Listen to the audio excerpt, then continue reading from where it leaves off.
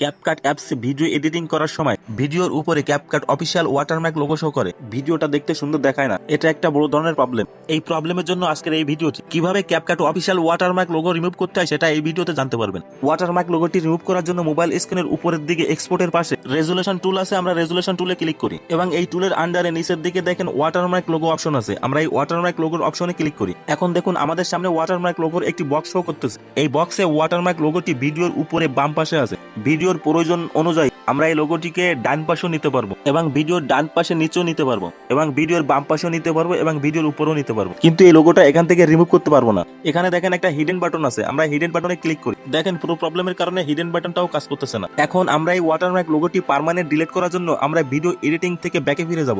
ব্যাকে ফিরে এসে সকল প্রজেক্টের ডাটা স্টোরেজ ডিলিট করে দেবো এবং অ্যাপসের উপরে দেখেন সেটিং আইকন আছে, আমরা সেটিং আইকনে ক্লিক করব। সেটিং আইকনের নিচের দিকে দেখেন বিজনেস ক্রিয়েটর মোড অপশন আছে, আমরা এখান থেকে বিজনেস ক্রিয়েটর মোড অপশনটা অন করে দিব।